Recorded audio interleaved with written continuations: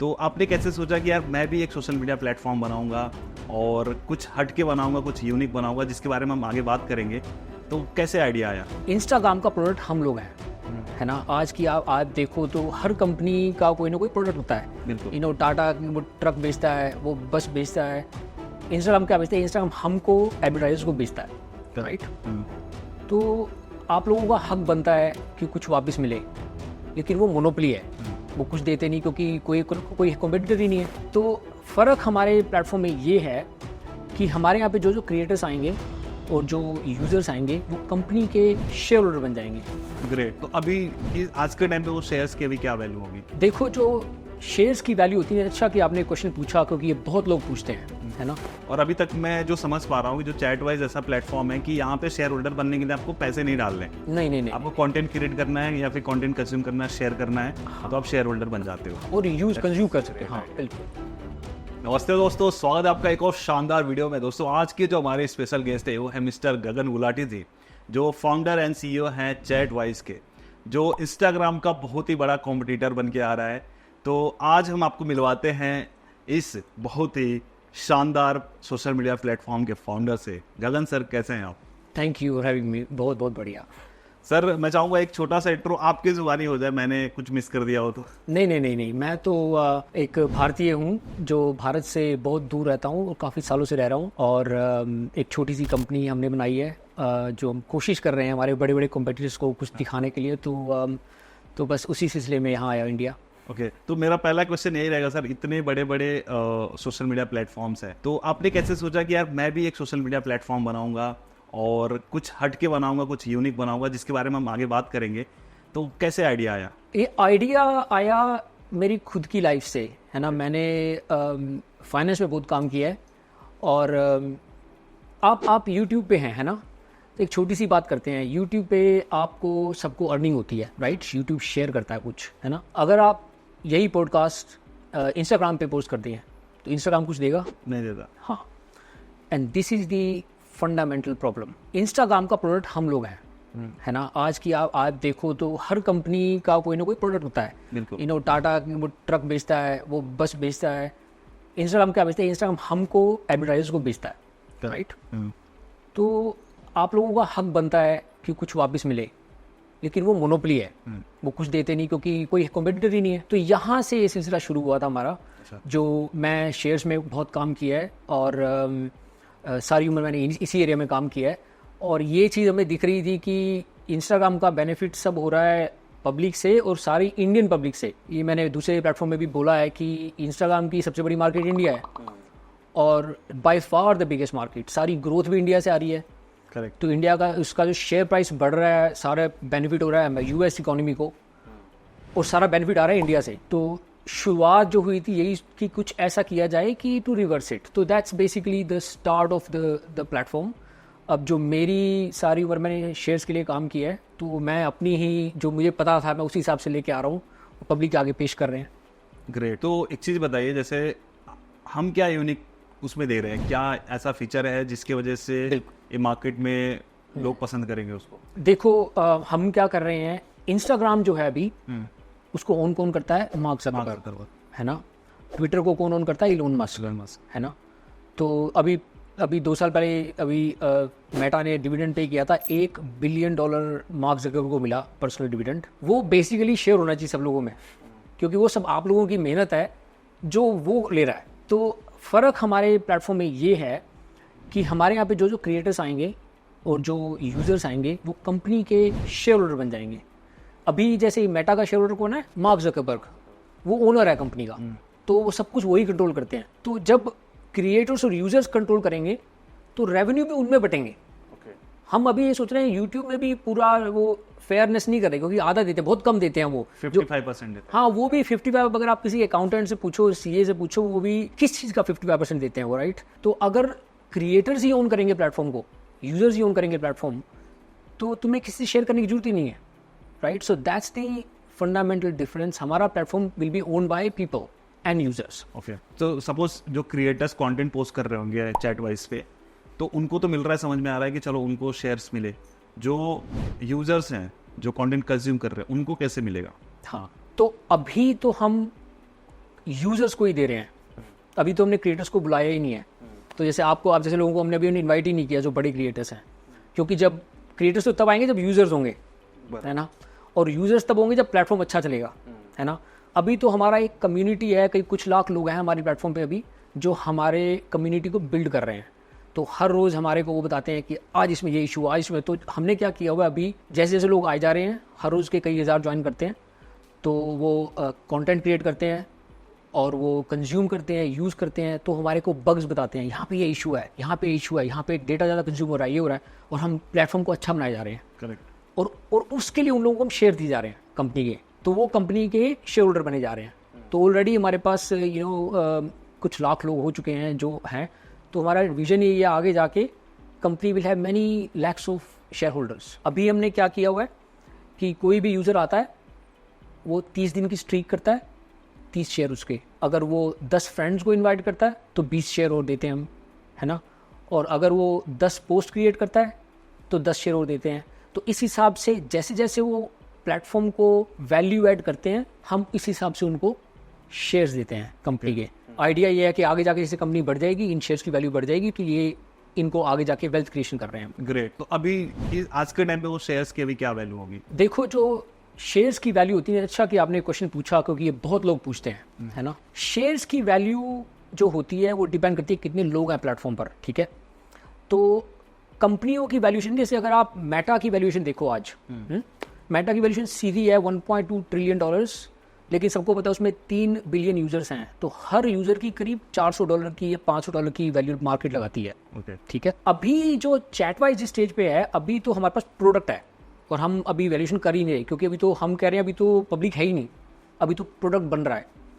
लेकिन जो शेयर्स का वैल्यू है वो डायरेक्ट रिलेशन है कितने लोग आएंगे, ठीक है। तो हमारा आइडिया ये है कि जैसे जैसे लोग आए जाएंगे उसकी वैल्यू बढ़ती जाएगी, और इसीलिए हम लोगों को शेयर दे रहे हैं कि भाई तुम आओ, तुम जितने यहाँ पे आओगे, जितने तुम एक्टिव होगे, उतना ही प्लेटफॉर्म की वैल्यू बढ़ेगी। तो हम इसीलिए उनको शेयर देते हैं कि आप आओ, अगर 30 दिन रहोगे तो आपको शेयर मिलेंगे, क्योंकि आप प्लेटफॉर्म की वैल्यू बढ़ा रहे हो। तो आपने क्वेश्चन पूछा अभी क्या वैल्यू है, जो कंपनी की इंटरनल वैल्यूएशंस होती हैं, है ना। अभी रिसेंटली हमको एक ऑफर आया था, अच्छा, एक इजरायली कंपनी है rounds.com, उन्होंने एक्वायर करने के लिए ऑफर मारा था हमें। अभी ऑफर नहीं हुआ था लेकिन कॉन्वर्सेशन हो रही थी, तो हमने उनको रिफ्यूज़ कर दिया अभी। तो होपफुली आगे जाके ऐसे और आएंगे, अभी हमने इसलिए रिफ्यूज़ कर दिया, अभी हमारी कंपनी स्टेज पे पहुंची नहीं, हम अभी सोच नहीं रहे वैल्यू करने की, क्योंकि अभी तो लोग है ही नहीं, अभी तो कुछ लाख लोग हैं, अभी लोग वैल्यू भी नहीं उतना देंगे। हाँ एग्जैक्टली, अभी तो हम सिर्फ प्लेटफॉर्म को बढ़ा रहे हैं। तो आगे जाके जैसे लोग आएंगे, जो हमारा एस्टिमेट कहता है कि अगर 1 मिलियन डेली यूजर्स हैं कंपनी के, तो कंपनी की वैल्यू $200 से $400 मिलियन हो जाती है। ये एक मार्केट का रेट है। अगर आप किसी भी प्लेटफॉर्म को देख लो, ट्विटर को देख लो, मेटा को देख लो, अगर आप उनकी, अभी ये ट्रूथ सोशल यूएस में चला है जो ट्रंप का है प्लेटफॉर्म, है ना, तो हर यूज़र देखते हैं कितने यूज़र हैं, यूज़र की $200 से $300 की वैल्यू होती है। तो हमारे यहाँ पे अगर मिलियन हो जाते हैं तो मिलियन यूजर्स की $200 से $300 मिलियन, अगर जितने यूजर बढ़ते जाएंगे उतनी वैल्यू बढ़ती जाएगी। This is how markets work. इसमें एक चीज मैं पूछना चाहूंगा कि कितने % शेयर्स फाउंडर, सीईओ या फिर जो भी बोर्ड टीम है उनके पास कितना है, प्रोमोटर्स के पास में, और बाकी पब्लिक के पास कितना शेयर जाएगा? हाँ, कुछ आपने डिसाइड किया है? हाँ, सब कुछ। बहुत अच्छा क्वेश्चन पूछा आपने सर। तो हमने 60% पब्लिक के लिए रखा हुआ है, ओके, ठीक है, क्योंकि ये मेरा शुरू में वो था कि मेजोरिटी पब्लिक होनी चाहिए, क्योंकि अगर मेजोरिटी कोई और होना तो वो कंट्रोल करते हैं। जैसे मेटा है, उसकी I think 50% voting power mark Zuckerberg के पास है। जैसे आप इंडिया में रिलायंस इंडस्ट्रीज देख लो, 51% मुकेश अंबानी के पास है।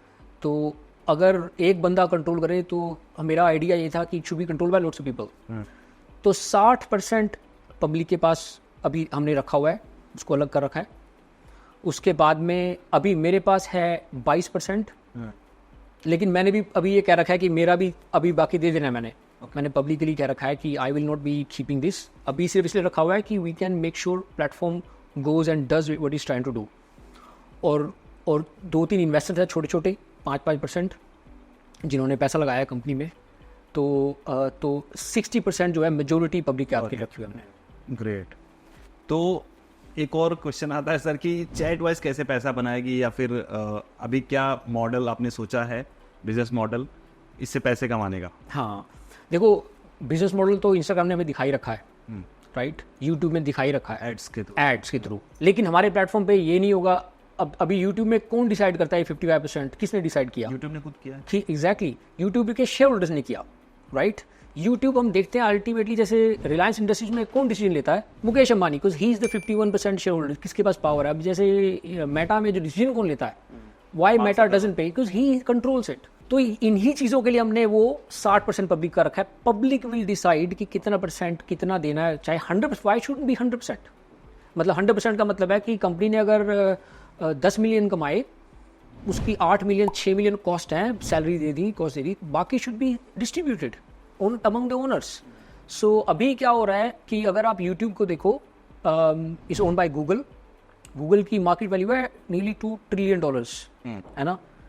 मतलब ये अभी एक रिसर्च हुई थी यूके में कि जो लोग अमीर नहीं होते, मतलब जिनके पास पैसा नहीं होते, जैसे जिस बैकग्राउंड से मैं आया हूँ, हाँ, लोअर मिडिल क्लास, हम जहाँ से मैं आया हूँ, हम लोगों को सिर्फ ये पता होता है कि ये गरीब है, ये अमीर है, ठीक है। हमें ये नहीं पता होता कि वो अमीर कितना अमीर है, ठीक है। ये यूके में रिसर्च आई है अभी यूसे, कि उनको आइडिया ही नहीं है कि अमीरों के पास कितना पैसा है। कि अगर आप अंबानी को सोचो, मुकेश अंबानी के पास इतना पैसा है कि वो अगर दे तो सारी की सारी जो आसपास में गरीब है ना, सब खत्म हो जाएंगे। इतना पैसा जो स्टॉक मार्केट से इकट्ठा होता है। यूट्यूब जो है, अभी अगर आप देखो, यूट्यूब जो गूगल है, मेटा है, ये सबकी वैल्यूएशन ट्रिलियंस में है, करेक्ट, है ना। इंडिया की इकोनॉमी के बराबर, इंडिया की इकोनॉमी के बराबर, right. Microsoft 3 trillion, right. India की इकोनॉमी 3 ट्रिलियन है। ये एक एक कंपनी उस साइज की है, और वो सब किसको सपोर्ट आ रही है? सब यूएस इकोनॉमी को जा रहा है, राइट। इंडिया को क्या मिल रहा है? कुछ भी नहीं। और कौन इसको चला रहा है? कौन है इसका कस्टमर? सब इंडियंस हैं। इंडिया में ज्यादा, मतलब इंडिया के लोग ही ज्यादा यूज करते चलाते, और वर्कर्स कौन है? वो भी सब इंडियंस हैं। मतलब ये CEO हैं या फिर जो उसमें, हाँ, तो अभी इससे deeper issue which hurts me quite painfully, क्योंकि जब हम लोग छोटे थे, है ना, जब मम्मी डैडी पहले कहते थे कि नौकरी ढूंढनी है, right. As a race we look for jobs, we don't look to own things, है ना। शुरू से सिखाया नहीं जाता हमको, वहाँ पे वो ओन करते हैं। इसीलिए वो सारी बड़ी बड़ी कंपनियाँ, बेनिफिट तो वहीं जा रहा है किस कंट्री में है। इसीलिए अमेरिका इतना, तुम न्यूयॉर्क में जाओ, I took a helicopter ride over New York city, तुम्हें दूर दूर तक कुछ दिखता ही नहीं, there are skyscrapers after skyscrapers, right. ये सारा पैसा कहाँ से आ रहा है? ये बड़ी बड़ी कंपनियों से आ रहा है। Anyway, we are diverting from the topic. तो ये हमारा शुरुआत थी। हमने सोचा कि कुछ स्टार्ट करते हैं जिसमें लोगों को ओनरशिप दी जाए, जहाँ से रियल वेल्थ क्रिएट होता है। चैटवाइज के जो यूजर्स होंगे वो उसको ओन करेंगे, राइट। पब्लिक और जो क्रिएटर्स होंगे, हमने काफ़ी सारे शेयर रखे, 15 बिलियन शेयर रखे हुए हैं। 3 तरीके होते हैं जो शेयर होल्डर्स पैसा कमा सकते हैं किसी भी कंपनी में, ठीक है। ये किसी भी कंपनी के, वो तो शेयर होल्डर हो गए ना, नॉर्मल शेयर होल्डर हो गए। पहला तो तरीका यही होगा डिविडेंड का। जैसे कंपनी एडवर्टाइजिंग करेगी, हर साल पैसा कमाएगी, तो जैसे कंपनी ने बनाए 100 रुपये और सारी कॉस्ट निकाल के हुई 50 या 60, प्रॉफिट हुआ 40, वो 40 शेयर होल्डर में बढ़ जाता है, ठीक है। ये होता है, हर कंपनी में होता है, लेकिन हमें नहीं बताते कि हम शेयर होल्डर नहीं है। शेयर होल्डर वैसे ही पैसे लेते हैं। तो जो शेयर होल्डर होंगे उनमें पहले तो सीधा ही पैसा बटेगा, उसमें ये नहीं कटेगा 30% या 35% या 55%, पूरा डिस्ट्रीब्यूट हो जाता है। एक तो यही तरीका होगा, है ना, लेकिन अभी हम इसकी एडवर्टाइजिंग कर ही नहीं रहे, आगे जाके करेंगे। दूसरा तरीका होता है आदमी अपने शेयर बेच दे, ठीक है, क्योंकि जो शेयर होल्डर होंगे they can sell their shares. अभी भी आपके पास रिलायंस के शेयर्स आप बेच सकते हैं, करेक्ट। उसके लिए लेकिन ज़रूरी है IPO हो, कि कंपनी लिस्टेड हो स्टॉक मार्केट में, जो हमारा प्लान है करीब 2026-27 में, ठीक है। जब वो लिस्ट हो जाएगी तो ये सब लोग अपने शेयर को बेच पाएंगे। और एक तीसरा तरीका है कि इस कंपनी को कोई आके एक्वायर कर ले, कोई बड़ी कंपनी आके खरीद ले, और ये बहुत कॉमन है, lot more common than people think. Actually हमारे को ऑलरेडी ऑफर्स आ रहे हैं। हम तो एक पब्लिक स्टेटमेंट दे रहे हैं कि हम अभी इस नए में हमें इजरायली कंपनी का आया हुआ है, एक स्वीडिश कंपनी का ऑफर आया हुआ है कि हम आपको एक्वायर करने के चाहते हैं। अभी तो कुछ है ही नहीं हमारे पास, बहुत इनिशियल स्टेज पे है, तो अभी हम करना चाहेंगे। हाँ, लेकिन जब वो एक्वायर करेंगे तो किससे करेंगे? पब्लिक से। शेयर तो उनके पास है, मेरे पास तो नहीं होने वाले, तो पैसे पब्लिक को मिलेंगे। हाँ, अभी जब ट्विटर बिका था तो पता नहीं आप लोगों को, हाँ 44 बिलियन का, लेकिन शायद आपको, मतलब मेरे पास ट्विटर के शेयर थे तो मैं काफ़ी क्लोजली उसको फॉलो कर रहा था। इलोन मस्क ने जब उस पर ऑफर मारा, उससे काफ़ी टाइम पहले उसने खरीदने शुरू कर दिए थे शेयर्स, राइट। उसने क्या कहता, अपना स्टेक बढ़ाना शुरू कर दिया था। अब किसी को पता नहीं होता कौन खरीद रहा है, मुझे तो ये पता था कि शेयर प्राइस बढ़ रहा है, तो वो मार्केट से खरीदे जा रहा था। जब उसका स्टेक हो गया 8-9% पता नहीं कितना था, फिर उसने ऑफर मारा कि मेरे पास इतना स्टेक हो गया और अब मैं पूरी कंपनी को खरीदने वाला हूँ। तो there is always somebody who wants to buy, और जिसको खरीदना है वो कहाँ से खरीदेगा? उसको तो शेयर होल्डर से खरीदना है। तो वैल्यू तो गारंटीड है। अभी हमें ऑलरेडी 2 कंपनियों के ऑफर आ चुके हैं, अभी तो मैं सोच नहीं रहा कोई वैल्यू है, लेकिन अगर हमारे यहाँ पे मिलियन, 10 मिलियन 15 मिलियन लोग आ जाते हैं तो कंपनी की वैल्यू वो $200-400 के हिसाब से वैल्यूएशन हो जाएगी, तो वैल्यू तो बढ़ेगी, इसमें कोई डाउट ही नहीं है। It's just pure maths. Okay. और अभी तक मैं जो समझ पा रहा हूँ कि जो चैटवाइज ऐसा प्लेटफॉर्म है कि यहाँ पे शेयर होल्डर बनने के लिए आपको पैसे नहीं डालने, नहीं, आपको कंटेंट क्रिएट करना है या फिर कंटेंट कंज्यूम करना है, शेयर करना है, तो आप शेयर होल्डर बन जाते हो और यूज कंज्यूम कर सकते हो। हाँ बिल्कुल। अभी जैसे जो नॉर्मल पब्लिक है जिन तक अभी ये नहीं पहुंचा है, अब पहुंचेगा धीरे धीरे करके, तो वो लोग ट्रस्ट कैसे करेंगे आपके इस प्लेटफॉर्म पे कि जो आपने प्रॉमिस किया है कि भाई 60% शेयर्स हम पब्लिक में ही डिस्ट्रीब्यूट करेंगे, तो कैसे ट्रस्ट करेंगे? देखो ये क्वेश्चन इसके 2 हैं। देखा, एक तो हमने लीगली ये शेयर्स को अलग कर दिया है। मैं तो ऐसे कर दिया है कि अगर मेरे को कुछ हो जाता है तो मेरी फैमिली कोई टच ना कर सके, मैंने ऐसे कर दिया है, क्योंकि नहीं तो सब कुछ by will it passes through. ठीक है, तो मैंने ऐसे कर दिया है कि ये 60% शुरू में मेरे थे, मैं फाउंडर था, मैंने अपने ही शेयर अलग किए हैं पब्लिक के नाम से, तो मैंने अलग कर दिए हैं। अब हम क्या कर रहे हैं, अब हम एक कमेटी बना रहे हैं जो एक्सटर्नल होगी कंपनी से, जो हमारे एम्प्लॉयज़ नहीं होंगे, लेकिन ये हमारे शेयर होल्डर्स होंगे, इनकी कमेटी बनाएंगे, जो रेप्यूटेड लोग होंगे, वो ही डिसाइड करेंगे कि कैसे कैसे ये देने हैं हमने शेयर्स, ताकि मैं भी इस पिक्चर से बाहर आ जाऊँ, to make it very independent process. और देखो, लोग कहते हैं स्कैम्स तो बहुत होते हैं, राइट? मैं उस दिन बात कर रहा था, स्कैम्स होते बहुत है। आपको कभी ना ये नहीं दिखेगा कोई लॉयर स्कैम करे या कोई सीए स्कैम करे। जनरली हम लोग जब पढ़ते हैं तो दैट्स वन थिंग इज टोट इन अस। मैं सीए हूँ और कोई भी सीए होगा ना आपको, या कोई लॉयर होगा, we have to follow certain ethics. तो मैं तो हर चीज़ ना, मेरे लोग कहते हैं ये कर दो, मैं नहीं, we have to follow the rules. अभी बताया था मैंने, हम वेरिफिकेशन करते हैं लोगों के लिए, है ना, जो जैसे इंस्टाग्राम में वेरिएशन होती है, ट्विटर में होती है ना, they charge you blue tick. हाँ, हम फ्री करते हैं अभी। तो हम थोड़ा सा चार्ज करने चाहते थे, अभी भी मैं चाहता हूँ थोड़ा सा चार्ज करें, 100 कुछ 50 जितना हमारे को अभी कॉस्टिंग आ रही है, हम पब्लिक को पास शुरू कर दें। लेकिन अब मैं इसलिए नहीं कर रहा क्योंकि I don't want to do anything, अगली फेज पे हो जाएगा। हाँ, और ऑल्सो क्योंकि हम शेयर्स दे रहे हैं ना, मैंने शायद पहले बोला था कि ये सेबी वगैरह कह सकते हैं कि तुम शेयर के पैसे ले रहे हो। अगर तुम पैसे लो पब्लिक से, वो आईपीओ बन जाता है, क्योंकि तुम पब्लिक में शेयर्स बांट रहे हो और पैसे ले रहे हो, उसके रूल्स अलग होते हैं। तो हम लोग कुछ पैसा नहीं ले रहे, हमने सब कुछ क्लीन रखा हुआ है, फ्री में दे रहे हैं, और ऐसा पहले कभी नहीं हुआ हिस्ट्री में। तो जैसे सर आप यूके में रहते हैं, तो जब ये आईपीओ इसका आएगा तो वो क्या इंडियन स्टॉक मार्केट में लिस्ट होगा? हाँ, या सिर्फ बाहर ही होगा? नहीं, ये डेफिनेटली इंडिया में ही होगा। वो मैंने शुरू से ही सोच के रखा हुआ है, क्योंकि अगर बाहर होगा तो फ़ायदा ही क्या हुआ। तो हमने तो अभी लॉन्च भी इंडिया में किया और कंट्रीज़ में हमने बंद ही कर रखा है। अच्छा। और मतलब अभी बांग्लादेश से बहुत हमारे को मैसेजेस आते हैं, और कई आसपास की कंट्रीज़ हैं जहाँ से हज़ारों लोगों ने शुरू में हमने ओपन कर रखा था सब कंट्रीज़ के लिए। हमारे वी हैड 22 कंट्रीज़ जहाँ से लोगों डाउनलोड हुआ था। अब हमने बंद कर दिया, हमने सिर्फ इंडिया और नेपाल, और नेपाल भी that was the only decision I made, क्योंकि हमारे पास इतने लोग थे, वो कहते हैं लुक हम तो 80% हिंदूज है। एक बंदे ने मुझे ऐसे कहा कि हम तो इंडिया के, वो इंडिया में तो बॉर्डर भी नहीं है, एक बंदे ने ऐसे बोला। मैंने कहा टिकट से चले जाते हैं। एक बंदे ने ऐसे बोला, नेपाल को क्यों बंद कर रहे हो, हम तो एक तरह से भाई हैं। तो that was the only decision I made. नहीं तो शुरू में हमने कहा था let's close all the countries, let's keep it in India. आगे जाके हम करेंगे और कंट्रीज को भी। अभी इसलिए इंडिया रखा हुआ है क्योंकि हमारा कंटेंट सारा इंडियन है, तो कोई फायदा नहीं है उज़्बेकिस्तान को खोलने के लिए। उज़्बेकिस्तान के बड़े मैसेज आते हैं, कई रशियन पुरानी कंट्रीज हैं जिनके आते हैं, दे डाउनलोड दी ऐप, और फिर क्या करते हैं, वो डाउनलोड करते हैं, उनको करने से फिर वो नेगेटिव फीडबैक दे देते हैं।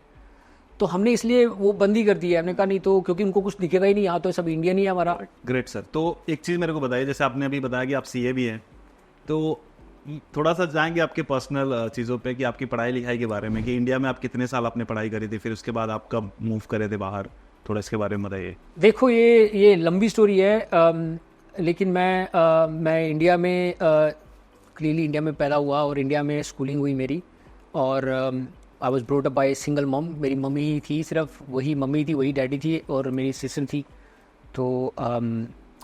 तो हमारी एक आंटी रहती थी यूके में, बुआ, ओके। मेरी डैड सिस्टर, तो उनसे मेरा काफ़ी कनेक्शन था बचपन से। वो मेरे को बड़ा प्यार करती थी, मैं उनको लेटर भी लिखता था। जब वो आती थी कई साल के बाद एक बार आती थी, मेरे लिए बड़ा सारा सामान लेके आती थी, बेसिस के लिए लाती थी, लेकिन मेरे से उनसे बड़ा प्यार था, तो मैं उनको लेटर लिखता था। तो उन्होंने ही मुझे कहा, आई थिंक मैं 8वीं में था, 8th में, तो she said look I want you to come to UK, but it was more about conversation with my mother, क्योंकि no mother wants her son to go away, है ना। तो आई थिंक बस आफ्टर 12th जब पहली बार उन्होंने मेरे को भेजे पेपर्स और मैं चला गया, और उसके बाद मैं आता जाता रहा, आई ट्रैवल फ्यू टाइम्स। तो फिर मेरा वहाँ एडमिशन हुआ और मैंने फाइनेंस का ही पढ़ा। मेरा शुरू से फाइनेंस में बड़ा शौक था। जो मेरा कोर्स था वो इन्वेस्टमेंट्स के ऊपर था, और मैं हर एक को कहता हूँ कि यू नो पैशन को फॉलो करो। उस टाइम पे मेरी मम्मी को नहीं समझ आता था, शी इज़ ए टीचर, तो इनको तो ये होता है कि इंजीनियर बन जाओ, डॉक्टर बन जाओ, है ना। लेकिन मैं छोटा सा था तब भी देखता था यू नो न्यूज़पेपर्स में कि कौन सा शेयर प्राइस कहाँ पहुँच गया है। तो मैं अब सोचता हूँ ना, व्हेन आई लुक बैक, तो ये मेरा शुरू का बचपन का पैशन था जो आगे जाके मेरा करियर बन गया। क्योंकि लाइफ में तुम राह सोचते नहीं हो, लेकिन राह अपने आप बनती आती है तुम्हारे, अगर सबकॉन्शियसली तुम्हारे दिमाग में कुछ हो। तो मैं यूनिवर्सिटी में गया, तो मैंने क्लब स्टार्ट कर दिया बनाना फ्रेंड्स के साथ में, टू फॉलो स्टॉक्स, है ना। उसमें हम लोग पैसे तो होते नहीं थे किसी के पास, तो फेक मनी डाल के we use to follow each other कि कौन जीत रहा है, और मैं जनरली जीतता था क्योंकि मेरा बहुत ही इंटरेस्ट था। मैं तो ये दिखता था मुझे, अब मैं सोचता हूँ कि मैं जब कॉलेज में था मैं ये दिखता था कि ये इंडस्ट्री, एक ही इंडस्ट्री के 2 शेयर हैं, एक डिविडेंड थोड़ा पे कर रहा है, ये ज़्यादा पे कर रहा है, इसका शेयर प्राइस क्यों बढ़ रहा है। I was asking really deep questions when I was very young. When I look back now, I think, oh my God, I was, how was I? It was a passion. मैं अखबारें पढ़ता था। तो मेरी पहली जॉब जब लगी तो द इकोनॉमिस्ट में लगी। द इकोनॉमिस्ट एक मैगजीन है, पता नहीं आपको पता है कि नहीं, सुना हुआ है। हाँ, यूके में काफ़ी रेप्यूटेड है। तो मैं शुरू में द इकोनॉमिस्ट में काम किया, फिर मैंने सीए करी, और फिर मैं एक्विटीज़ में आ गया, शेयर्स में। तो फिर मैंने शेयर्स में करीब 10-15 साल काम किया, और इन्वेस्ट भी बड़ी किया अपना। जितना मैं करता था तब मेरे पैसे आने शुरू हो गए, तो then I started to invest heavily. तो आपने जॉब ही किया है और जॉब से जो पैसे आपने कमाए हैं वो इन्वेस्ट करे हैं आपने? हाँ हाँ, लेकिन मेरी जॉब बहुत अच्छी थी, मतलब एवरेज से काफ़ी अच्छी सैलरी थी मेरी, और बोनस बड़ा मिलता था। क्योंकि हमारे कहावत में, इसमें कहावत होती है, you know, market, in market you are naked. मतलब आपने गलत डिसीजन ले लिया तो मार्केट तुम्हें खाली कर देगी, राइट। लेकिन तुमने डिसीजन अच्छा लिया तो तुम्हें सपोर्ट भी करेगी। तो काफ़ी मेरे डिसीजन थे जो ठीक होते गए, उससे कॉन्फिडेंस भी आता है, I know what I am doing. तो मेरी जो जॉब थी अल्टीमेटली जब मैंने छोड़ा, तो एडवाइस करने आता। जैसे आप रिलायंस इंडस्ट्रीज देख लो, तो जो मुकेश अंबानी है वो तो ओनर है ना कंपनी का, है ना। अब वो सब कुछ नहीं कर सकता, उसके नीचे एक बंदा होता है जो एडवाइस करता है उनको शेयर्स के बारे में, कि शेयर्स का प्राइस कैसे बढ़ा जाए। जैसे आज रिलायंस का शेयर प्राइस है 2700 रुपये, लेट्स से, है ना। तो वो बंदे के पास बड़ी स्प्रेडशीट होंगी, और वो प्रेडिक्ट कर रहा होगा कि अगले साल ये होना है, अगले साल ये होना है, यहाँ पे ये हो रहा है, यहाँ पे हो रहा है। तो that was my role, to advise the owners कि भाई शेयर्स अभी ये हैं और ऐसे कैसे बढ़ाना है शेयर्स प्राइसेस को। जरूरी नहीं है कि बढ़ाना है, कई बार हम कम करने के भी सोचते थे, जैसे कि विच इज़ काउंटर इंट्यूटिव। जैसे कि किसी कंपनी के, अगर किसी साल हमारा बहुत बड़ा कुछ आने वाला है और अगले साल नहीं आने वाला, तो हम कोशिश करते थे वो कम हो जाए। मतलब दैट वाज माय जॉब। अभी आप किसी को पूछो ना, मैं मतलब आप 90% लोगों को पूछो, आप लगाते हैं शेयर में पैसा, पता नहीं, है ना। तो अगर आप, जैसे मेरी मदर लगाती है बड़ा, है ना, आप उनको पूछो ना, कि पूछते रिलायंस के, मैंने TCS के लिए लिए, है ना। अगर तुम पूछो TCS के क्यों लिए, if you ask 2 or 3 deep questions, you know कि मोस्ट लोग अपने बस दिल को सुन रहे हैं, they don't have the right information, कि फंडामेंटल रिसर्च नहीं कर रहे, कर सकते भी नहीं। मैं उनको ब्लेम नहीं कर सकता, क्योंकि I have been to the other side. हमारे पास इतनी बड़ी बड़ी स्प्रेडशीट थी, मेरे पास 4 CA काम करते थे, सबको मैं कहता था, तो जाके हमारे को एनालिसिस मिलता था। तो हमें बताते, हमें भी तब पता नहीं था, तो कैसे, how can my mother know, right. This is a very technical field कि कैसे प्रिडिक्ट करो शेयर प्राइस को। तो लेकिन मैंने ये देखा कि 95% लोग सिर्फ गट को फॉलो करते हैं। अभी अडानी की इंडस्ट्री ना, there is a research company in US, है ना, तो कैसे एकदम से सब सेल आउट हो गया, राइट। ये क्यों है? दिस शोज कि people don't know what they are doing. अगर तुम्हारे को पता है अडानी की इंडस्ट्री का, तो why would you sell? You will just ignore the research. इससे पता लगता है कि most of the public is just following the boat, कोई ना तो having done that work for a decade, और फिर उससे मेरे को काफ़ी कॉन्फिडेंस आता था, जब कॉल लेता था, I was good at my job. तो फिर मैंने इन्वेस्टमेंट करी खुद की बड़ी, मैं खूब इन्वेस्ट किया दबा के, खासकर सोशल मीडिया टेक फर्म्स में। तो उससे मेरे को फिर टेक फर्म का सीखना समझ में लगा कि कैसे इनके शेयर प्राइस बढ़ रहे हैं, कैसे शेयर प्राइस डिटर्मिन हो रहा है। अल्टीमेटली इस कम डाउन टू कि कितने लोग यूज़ कर रहे हैं। It's a very counter intuitive industry. This is the only industry which does not produce anything. आप कोई भी इंडस्ट्री देख लो ना, आप रिलायंस भी देख लो, कम से कम पता वो ये ऑयल बना रही है, प्रोडक्ट्स तो बना रही है, इनके प्रोडक्ट हम है। This is the only way which goes the opposite way, but nobody understands that कि तुम you are the real money. तो अगर अभी एक इंस्टाग्राम का कंपेटिटर आ जाए, हम आ जाए और हम क्रिएटर्स को पैसे देना शुरू करते हैं रेगुलरली, क्रिएटर्स मिल गो। तो अभी सर जैसे इन्वेस्टिंग की बात आई गई है, तो मैं चाहूँगा कि आपके तरफ से थोड़ा, जैसे आपने इतना टाइम दिया है इन्वेस्टिंग में, तो मैं चाहूँगा ऑडियंस को भी थोड़ा बताया कि कैसे हमें इन्वेस्ट करना चाहिए कि ताकि हमारा वेल्थ ग्रो हो। देखो, मैं तो यही बता सकता हूँ कि मैंने क्या किया है। हर एक को अपना, I think everybody should do. मैं अपनी सिस्टर को एडवाइस नहीं करता, क्योंकि मैं जितनी रिसर्च करता हूँ उतनी वो नहीं कर पाएगी शायद, राइट। और मेरे पास जो इन्फॉर्मेशन है वो उसके पास नहीं होगी। सही बात। मैं लोगों को तो कहता हूँ कि buy a index, it's simple. मैं अपने बताता हूँ, मेरे कई एग्जाम्पल्स हैं। मैं ट्रैवलिंग बड़ी करता था, है ना, मेरे को ट्रैवलिंग का बड़ा शौक है। तो मैं एक एक्सपीडिया कंपनी है यूके में, यूएस कंपनी, अमेरिकन, वहाँ से सारे वो खरीदता हूँ, फ्लाइट्स, है ना। और एक स्काई स्कैनर है। तो जब पहली मेरे को दिखी ना ये makeMyTrip.com, एक इंडियन कंपनी है ना, जब स्टार्ट, मैं तब बात कर रहा हूँ 2010 की, मैंने पहली बार इनका डाउनलोड किया। मैंने देखा ये इतना सस्ता कैसे है, इससे जो है ना same flight same hotel is much cheaper than Expedia and other firms. तो मैंने क्या किया, मैंने सीधे जाके शेयर्स खरीद लिए इसके। उस टाइम पे दबा के मतलब उस टाइम पे जितने थे, बस आई थिंक 15,000 के थे शायद, नहीं थे, मैंने 10,000 के 15,000 के कुछ लिए मैंने। लेकिन that was based on my experience की गट फील थी मेरे पास कितने सालों की पहले की, कि मेरे को लग रहा है ये कंपनी चढ़ेगी, क्योंकि प्रोडक्ट अच्छा था, प्राइसिंग अच्छी थी, एक्सपीरियंस अच्छा था। कई बार मैं बोल देता हूँ अपनी सिस्टर को, वो कहती है यार ये सुपर मार्केट बड़ी चली। मैं कहता हूँ शेयर खरीद लिया अगर तो अच्छी लगी तो। If you are having a good experience then chances are everybody is having a good experience and that's the time to buy share early. लेकिन मैं एडवाइस नहीं करता, क्योंकि then you can make mistake, क्योंकि everybody doesn't have the benefit of जो मेरे पास है, पिछले 15 साल का एक्सपीरियंस है। तो सिंप्लीफाई मैं सबको यही कहूँगा कि buy a index tracker, that is, but buy regularly and buy for a long term. लोगों की अपनी स्ट्रैटेजी होती है, मैं तो हमेशा लॉन्ग टर्म लेता हूँ, मैं तो लेकर भूल जाता हूँ, और कई साल, एक डेकेड नहीं दिखता। मेरे एप्पल के शेयर्स पता नहीं 15 साल से पड़े हैं अभी, और गूगल के ये सब मैंने IPO से लिए हुए हैं। जितना तुम लंबा टाइम रुकोगे उतना ही वैल्यू बढ़ेगी। तो सर इंडिया के हिसाब से कितना पैसा कमा ले या कितना पैसा बना ले वेल्थ, तो हम रिटायर हो सकते हैं? अब ये भी लाइफस्टाइल के ऊपर होता है ना, कि तुम क्या लाइफस्टाइल चाहते हो। तो कोई ऐसा फॉर्मूला है? फॉर्मूला आपने कैसे डिसाइड किया कि अब मेरे को रिटायर होना है? मैंने तो ये डिसाइड किया कि मेरी जो एनुअल स्पेंड है ना, करीब हमारे घर का 50 से 60 लाख है, ठीक है ना। ये मैं इसलिए कह रहा हूँ वहाँ के हिसाब से, राइट, मैं यहाँ नहीं रहता। तो वहाँ पे 50 से 60 लाख में you can live a good life. Good life means you are taking lots of, जब तुम हॉलीडे पे जा रहे हो तुम्हें सोचना ना पड़े कि अरे मैं स्पेन जा रहा हूँ, हमारे बता जब टिकट मिली चले गए। That's a lifestyle you, if you want to maintain your, that's a lifestyle I have lived, है ना। तो मैंने तो देखा कि ये मेरा लाइफ स्टाइल है। अगर मेरे को ये 50 से 60 लाख हर साल मिल सकते हैं, और जो मैंने सोचा था कि ये अगर आपने कुछ पैसा लगा रखा है उसका 4% तुम्हें मिलता है, तो अगर उसका 50 से 60 लाख हो सकता है तो उतना तुम्हारा फंड होना चाहिए। लेकिन हर एक का अपना हुआ है। अगर मैं यहीं इंडिया में रोहतक में आ गया हूँ तो I don't need to live 50 से 60 लाख चाहिए ही नहीं, राइट। यहाँ पे तो देयर इज़ नो एक्सपेंस, है ना।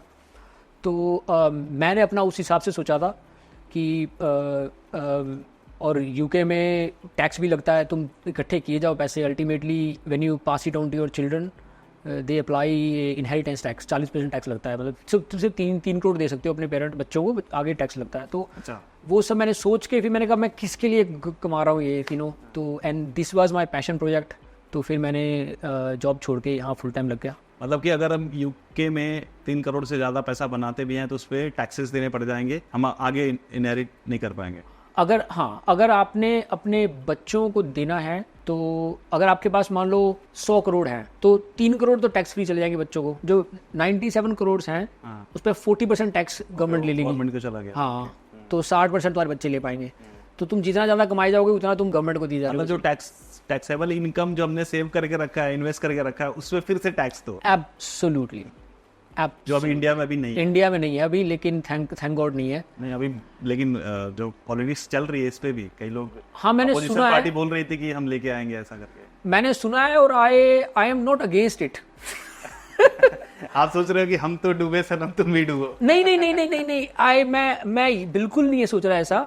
मैं बिल्कुल नहीं सोच रहा ऐसा। मैं ये नहीं कह रहा कि होना चाहिए, but I have a sympathy for it. I can see कि विदेशों में क्या होता है, वो कैसे अफोर्ड कर सकते हैं। जैसे हमारे पे अगर तुम्हारी कल नौकरी चली जाती है, गवर्नमेंट पे करना शुरू कर दी तुम्हें, ठीक है, यहाँ पे तो नहीं हो सकता ना ये कोई मतलब ही नहीं है। गवर्नमेंट के पास है ही नहीं ना पैसा, कहाँ से देगी गवर्नमेट। बट मुझे जो ऐसा लगता है, आपकी बात सही है कि इनहेरिटेंस टैक्स होना चाहिए, बट उसका यूटिलाइजेशन भी वैसे होना चाहिए। एब्सोल्युटली। करप्शन बहुत है सर। हाँ नहीं, करप्शन तो वीड आउट करनी पड़ेगी, उसके बाद तो it will kill the country, right. Corruption तो वीड आउट करनी पड़ेगी। And I like to believe India में अब हो रहा है, जब से ये CCTV कैमरे आ रहे हैं, सब जगह कैमरे आ रहे हैं, I like to believe corruption weed out. हम लोग थोड़ा सा डाइवर्ट हो रहे हैं। Total divert. ओके सर, तो वैसे आपके साथ बात करके बहुत अच्छा लगा। एंड इवन जो आप प्लेटफॉर्म बना रहे हैं तो वो भी एक बहुत ही अलग तरीके से है, जो एक रिवॉल्यूशन लाएगा।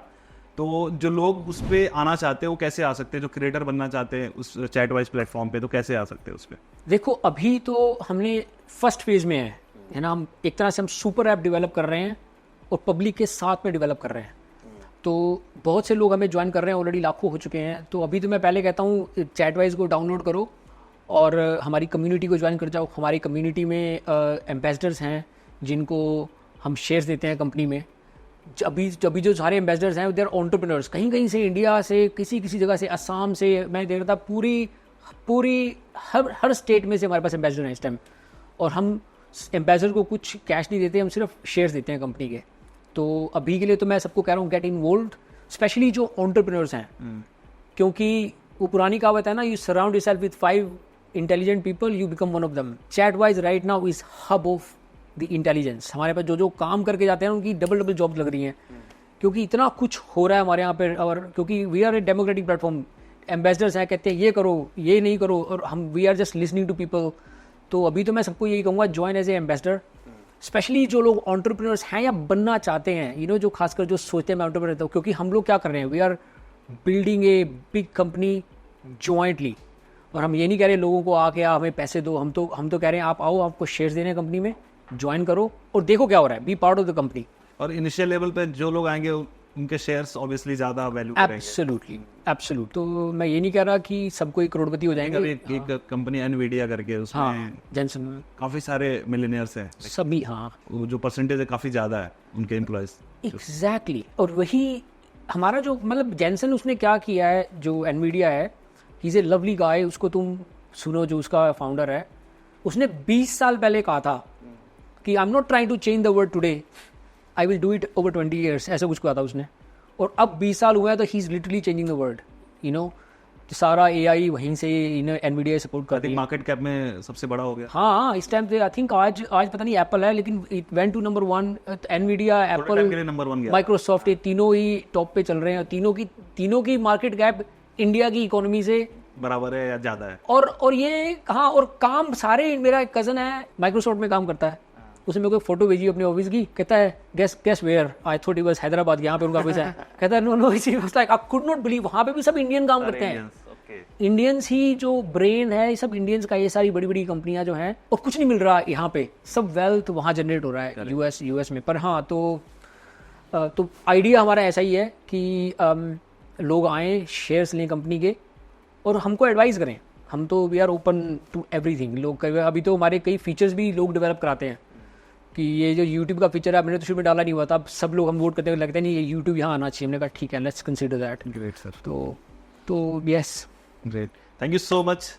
गगन सर, बहुत अच्छा लगा आपसे बात करके। आई होप कि ऑडियंस को भी आज कुछ नया जानने को मिला होगा, नए चीज़ के बारे में जानने को मिला होगा। तो वीडियो को लाइक जरूर करना, और जो लोग पहली बार आए हैं चैनल को सब्सक्राइब जरूर करें, क्योंकि मैं यहाँ पर ऐसे ही इंस्पायरिंग गेस्ट को लेके आता रहता हूँ। तो सर, मैं चाहूँगा कि जाते जाते मेरी ऑडियंस को लाइफ से रिलेटेड या किसी भी चीज़ से रिलेटेड कोई बढ़िया टिप, आपका एक्सपीरियंस कुछ शेयर करें थोड़ा। आई थिंक एक टिप मैं कहूँगा सबको, खासकर जो यंगर लोग हैं, है ना, if you have a passion, follow it, चाहे कुछ भी हो। अब हमारे यहाँ पे मैं कह रहा हूँ, मैं दूर से बोल रहा हूँ, क्योंकि जब मैं छोटा था तो तुम्हारे पैशंस को, अभी तक शायद सोसाइटी बदल गई है, हमारे टाइम में क्या होता था, पेरेंट्स कहते ये करो, follow your passion and then surround yourself with good people. तो बस लाइफ आगे जाके अपने आप ही रास्ते बन जाते हैं।